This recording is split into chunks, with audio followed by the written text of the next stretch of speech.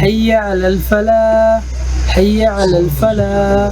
Allahu akbar, Allahu akbar. Okugamba ebi Sir Richard Kijuka wabireho cabinet minister wa minerals and energy okumara emyaka 10 aliyo mnyishenjero wa Shema n'obwabira aliyo mumaka go mnyishenjero wa Shema. Dickson Kateshumbwa arikuvugana n'abebembezi b'edini zoona hamwe n'abanyabutegeki aha mukoro gw'okusiibura abasiraamu aho edini zisibukire n'abasiraamu okworeka obumwe aho asiimira abanyashema okuronda gye n'okutatwarira busingye nk'ekyokuzanisa omu ngaro. Mugumemu united okubareba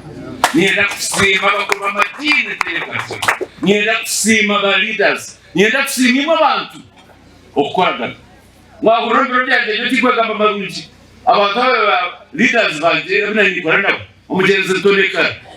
karindiriza bayibona nyonkanye ntine nkanye ngenda na ho atyo nko wabireho mnyishenjero wa Shema okumara obwire buringwa nko kutera tochi ombebembezi abushemero nzire ngenda nti wow abantu bine voice yaba no Lyoda yaba na kochi yaba nka muntu you can be sure as a flow ya parliament biti mwetu mkumanya hali wote ina majesi no bosh ko kwa hamjenzire mwaja quality leadership naje na ngubasimire chitu aho no Dickson Kateshumbwa obiratebekanisa ekihuro cyo kusibura abasiraamu ashoburiye ko ibyo butegeki omuri Shema byatangire ko yahoramo omudini n'enganda. So politics ezo kudividing abantu ni to turukuzireta nk'abantu kandi abanyashema nyenda kubashaba let religion not divide us. Abo kuba babonye duka kujya mu banza uyetu umuntu yiza kutaha mu umuze dine ya rumu yabataro wa dini yawe ujyo tushoboroze kurakahi.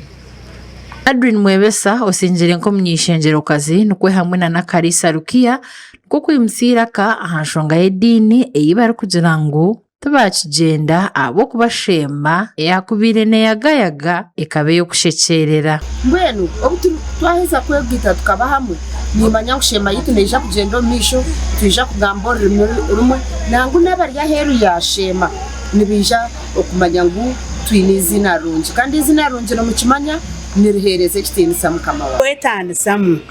buri umuntu okwenda ngo akoreke tine kikuza kutusiya nk'abanyashema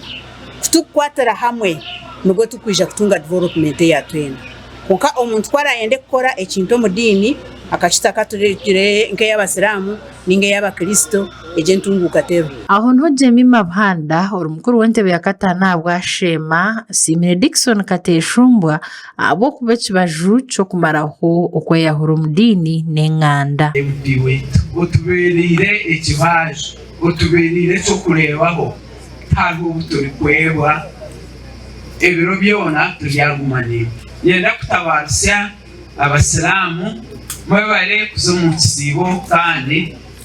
na no kurinda ubukirije tomtano arikuchira kubo wahi grupo mishogi nugo arikuchira kumucenga yenda kubamanyisa ngo dini y'umuntu teba habijwaro teba habigambo nirebe kiro mu byo gukora tana kusiburuka kutwire nukurebwa edini zona zijwekira mu kuhereza eshara yo kusiburuka na bwanyuma habo kusara efunguro hamwe na cyacuro abo kumukwasa nabwe mukamo mwanya guturamara abweza umugisha kandi yongera ukireza ugunza mu kukundana tutabikiri izoba ryonka tumwe tukundana tutakurerana mu madini no mu nganda ukayiruna naha ukireza umugisha kwawe yoro kutugambira ngo babana bashatu ayiba kwabeteranire ubori hagati yabo niyohereza mutuma woro kwera atubanjire kandi agumenitwe atwombeke shada la ilaha illa anta astaghfiruka wa atubu ilaik subhana rabbika rabbil izzati amma yasifun wassalamu alal mursalin walhamdulillah. Amakuru agagasha kwa Gerard Tugume abo atayari West omuri Shema Padri na mwana na mtumwa kwera.